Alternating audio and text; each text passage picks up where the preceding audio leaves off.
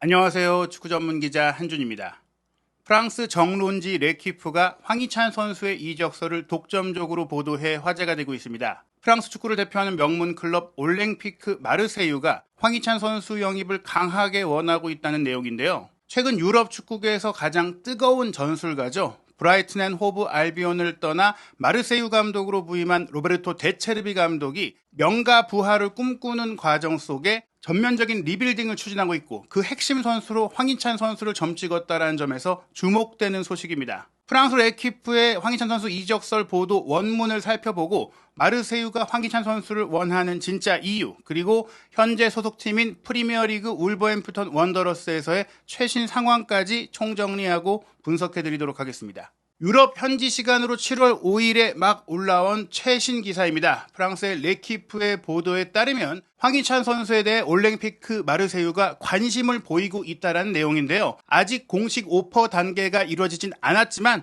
레키프의 보도인 만큼 마르세유 내부에서 올 여름 공격진 보강 과정에서 1순위로 꼽고 있는 게 바로 황희찬 선수라는 것이죠. 한국의 국가대표 공격수 황희찬, 28살의 황희찬 선수에 대해서 마르세유 경영진이 영입 리스트에 선수의 이름을 작성했고 로베르토 데체르비 감독이 이 영입을 승인하면서 명단에 이름을 올렸다는 것인데요. 황희찬 선수에 대해서 레키프는 화제의 선수다라고 하면서 지난 시즌 울버햄프턴 원더러스 소속으로 프리미어리그에서만 12골을 넣어 실력을 검증받은 프리미어리그에서 최고급의 결정력을 보인 선수라고 소개한 것이죠. 올랭피크 마르세유가 공격 라인업을 개편하기 위해 관심을 갖고 있는 여러 선수 중에 한 명이라고 했기 때문에 단독 후보는 아니지만 분명히 우선순위에서 앞서 있다는 것을 알 수 있는 게 보도가 먼저 나온 상황을 통해 우리가 확인할 수 있는 것입니다. 물론 스페인 라리가로 임대를 떠나서 메이슨 그린우드가 보여줬던 경기력과 잠재력과 또 나이의 요소를 보자면 맨체스터 유나이티드가 개인 사생활적인 문제로 인해 계속 품고 가기 어렵다 보니까 많은 관심들을 받고 있는 그린우드의 가격이 더 높게 좀 보이는 상황인데요. 다만 그린우드 같은 경우에는 유벤투스가 원한다는 얘기들도 있고 말씀드린 대로 더 큰 이적료와 더 많은 경쟁이 필요한 상황이다 보니까 우선 황희찬 선수 영입을 먼저 추진하려는 것이 마르세유의 상황인 것으로 보입니다. 특히 마르세유의 클럽 경영진 중에서 파블로 롱고리아 회장이 직접 황희찬 선수를 영입하기 위해 2020년 여름에도 접근을 했었다라는 내용이 레키프를 통해 드러났는데요. 즉 회장이 원하는 선수라는 점에 있어서 마르세유가 황희찬 선수를 영입할 경우 굉장히 큰 힘을 실어주고 팀의 중심으로 삼을 수 있다는 것을 전망할 수 있겠습니다. 또한 황희찬 선수의 강렬한 스타일을 로베르토 데체르비 감독도 원하고 또 선호한다라고 했는데요. 본인도 브라이튼에서 프리미어리그 감독직을 수행하면서 황희찬 선수를 여러 차례 상대하면서 호감을 갖게 됐다고 합니다. 즉 회장과 감독이 모두 좋아하는 선수, 모두 원하는 선수라면 당연히 중용될 가능성이 크고 큰 지지를 받을 수 있다라고 예상할 수 있는 것입니다.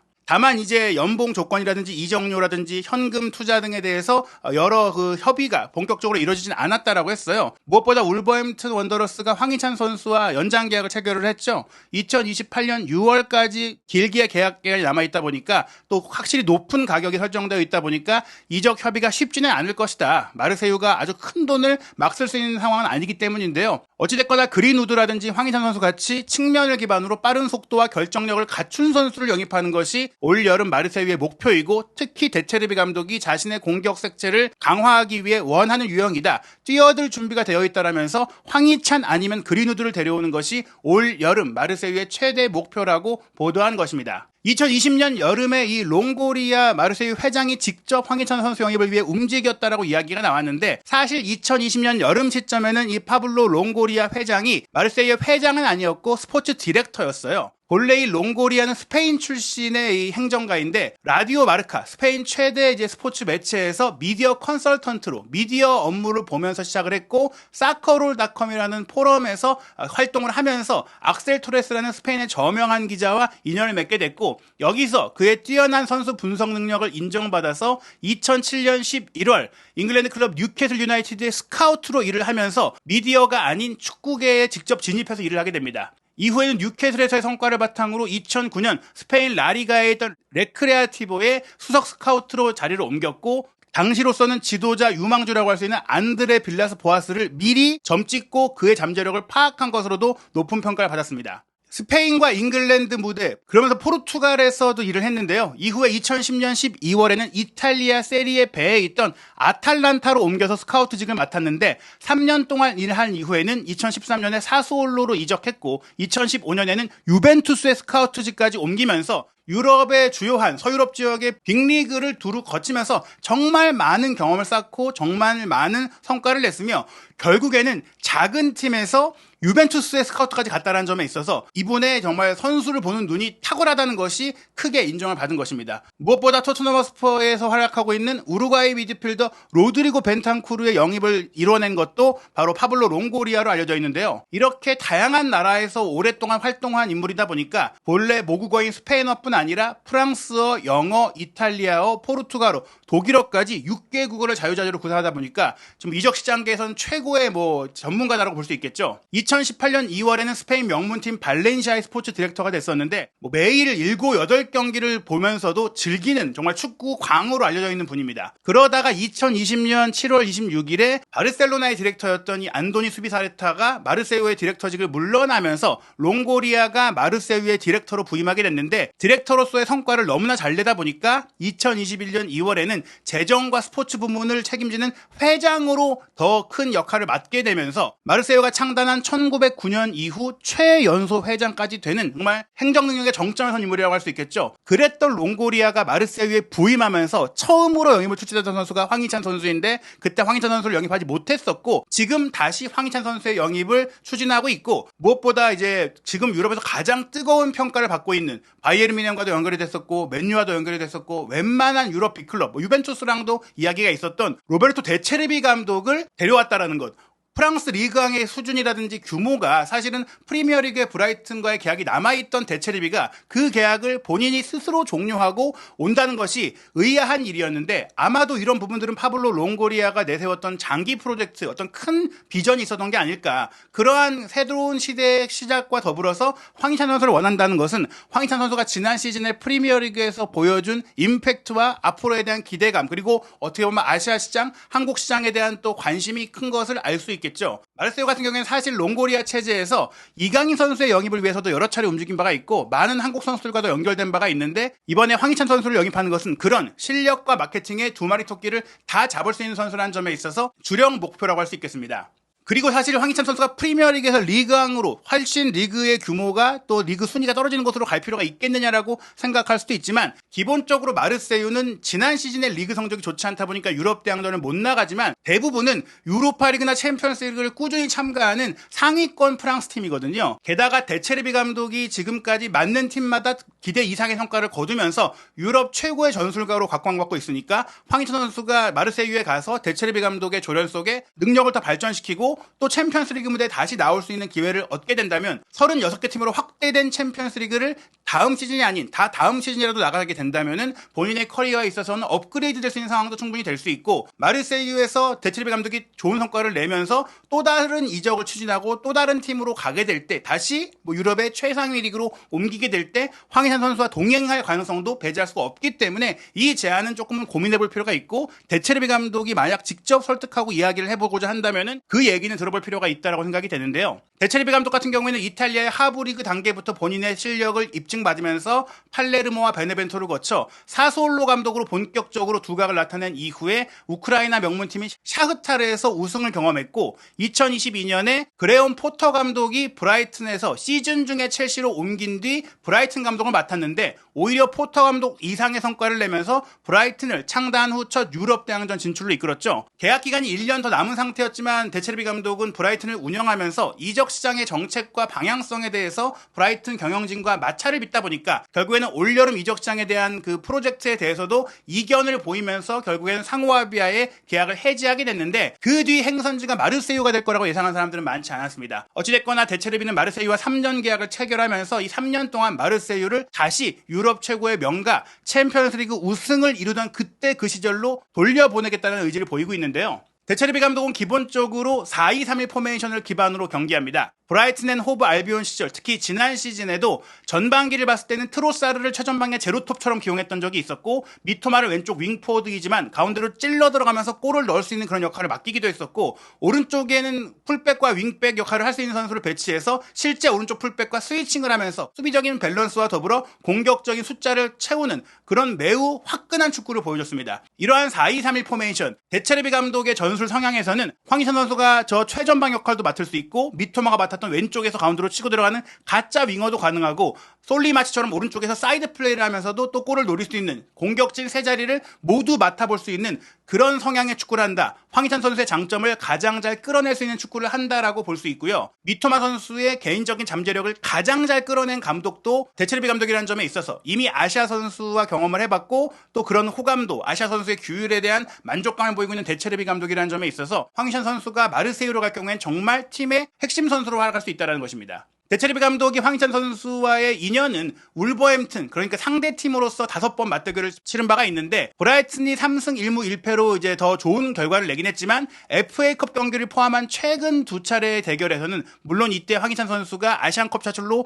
결장했던 경기이긴 하지만 브라이튼과 이제 0대0으로 비겼던 프리미어리그 경기도 있었고 또 FA컵에서는 울버햄튼에 0대1로 패배하는 경기도 있었거든요. 그리고 지난 시즌 초반에 있었던 울브스 원정에서는 브라이튼이 4대1로 이기긴 했지만 황희찬 선수가 헤더골로 교체로 나와서 만회골을 넣는 과정 속에서 탁월한 결정력을 보여주기도 했습니다. 황희찬 선수가 개인적으로 이 데체르비 감독과 맞대결을 펼칠 때 계속해서 임팩트를 보여줬기 때문에 이번 이적을 또 승인했다고 볼 수 있겠는데요. 그렇다면 마르세유가 왜 황희찬 선수를 원하느냐? 기본적으로 황희찬 선수가 지난 시즌에는 울버햄튼에서 최전방 공격수 역할을 많이 맡긴 했으나 오른발을 주발로 쓰면서 왼쪽 측면에서 가운데로 잘라 들어가는 그런 플레이를 가장 오랫동안 커리어 내내 보이기는 했습니다. 그런 포지션의 특성을 봤을 때는 현재 마르세유의 스쿼드의 가장 영입이 시급한 포지션이 왼쪽 윙포워드입니다. 지난 시즌에 마르세유의 주전 왼쪽 윙포워드는 일만 은디아의 선수와 호아킨 코레아였는데요.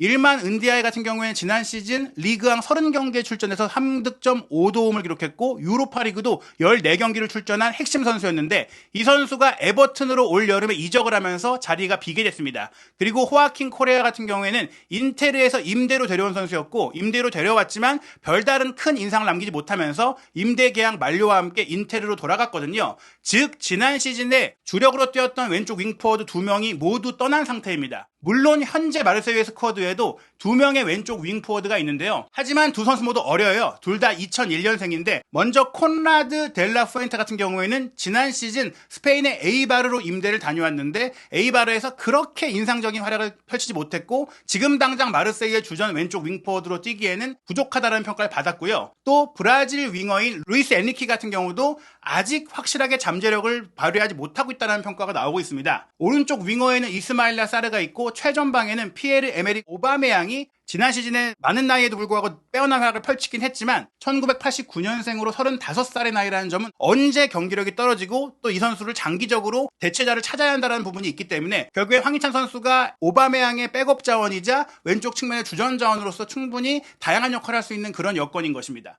루이스 엔리키 같은 경우에는 마르세유가 기대를 갖고 투자를 한 선수이긴 한데 처음 올림피크 마르세유에 왔던 2020-2021 시즌이라든지 2021-2022 시즌에 거의 공격 포인트를 올리지 못하면서 실망스러운 시즌을 보냈어요. 그러다 보니까 조금은 발전시키기 위해서 2023년에 브라질 리그로 다시 임대를 보내서 경기 출전 기회를 쌓도록 했는데 브라질로 돌아간 후에도 그렇게 아주 빼어난 활약을 펼치지 못했고 지난 2023-2024 시즌에는 임대 복귀해서 교체 자원으로 주로 출전을 했는데 전체 공식 경기에서 한 골을 넣었는데 그쳤거든요. 결국에 측면과 이선의 득점력이 부족해진 마르세유가 여기서 많은 골을 넣을 수 있고 빠른 속도를 갖고 있는 황희찬 선수를 선호할 수밖에 없는 스쿼드의 상황이라는 것이죠. 그렇기 때문에 황희찬 선수가 합류할 경우에는 오바메양이 최전방 그리고 왼쪽에 황희찬 선수가 뛰고 또 오바메양의 그 자리를 오바메양의 몸 상태에 따라서 채울 수 있는 역할을 할 것 같고요. 오른쪽에는 사르, 공격형 미드필더 포지션의 아리트, 2명의 중앙 미드필더로 론지에와 우나이, 포백 라인은 지난 시즌에 뛰었던 선수들이 그대로 메를린, 발레르디, 지고, 클라우스로 나오고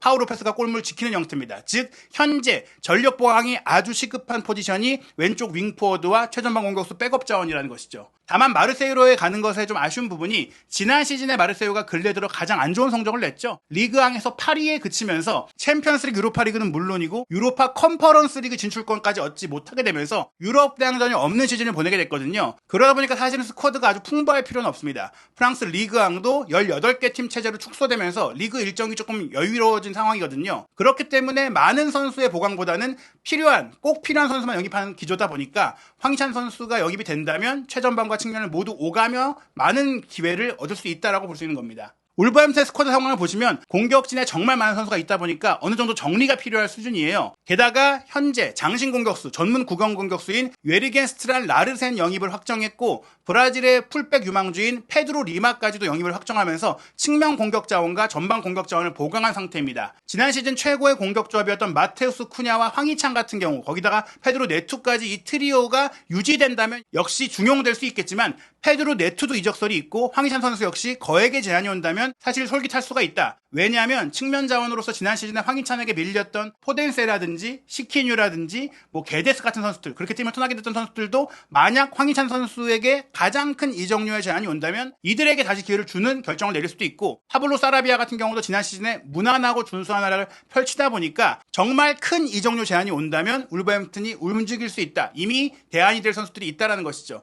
물론 지난 시즌에 황희찬 선수가 보여줬던 잠재력과 영향력과 또 아시아 시장의 가치를 생각한다면 황희찬 선수를 웬만해선 내주지 않겠지만 아예 협상이 불가능한 상황의 스쿼드 상황은 아니라는 것입니다. 물론 여전히 황희찬 선수는 울버햄튼의 메인 선수입니다. 울버햄튼의 2014-2025 시즌 새 유니폼 발표 메인 모델로도 나섰고 공개 프로모션에도 등장을 했었는데요. 지금 마르세유에 관심이 있지만 다른 팀들도 움직이지 말란 법이 없고 지난 시즌 도중에도 리버풀 같은 팀도 황희찬 선수에게 관심이 있다라는 보도가 나올 정도였으니까 리버풀이나 아스날 같은 팀들까지도 연결되는 보도가 있었기 때문에 올 여름에 어떤 상황이 벌어질지 조금 더 지켜봐야 할 것 같습니다. 울버햄튼은 미국 투어로 프리시즌을 보내게 되는데요. 7월 28일에 웨스트햄, 8월 1일에 크리스탈 팰리스, 8월 4일에 라이프치히와의 경기가 예정되어 있고 8월 10일 한국 시간 밤 11시에는 라이오 바이에카노와 홈 경기로 출정식 마지막 프리시즌 경기를 치릅니다. 그리고 8월 17일 밤 11시에 아스널과 프리미어리그 개막전이 확정되어 있는데요. 과연 황희찬 선수가 이 아스널과의 경기도 울버햄튼의 공격 선봉장으로 뛰게 될지 아니면 그 전에 새로운 팀을 찾아 이적하는 상황이 펼쳐질지 앞으로 나올 여름 이적 시장의 많은 소식들, 한국인 선수들의 이적 상황 한준TV를 통해 확인하시기 바랍니다.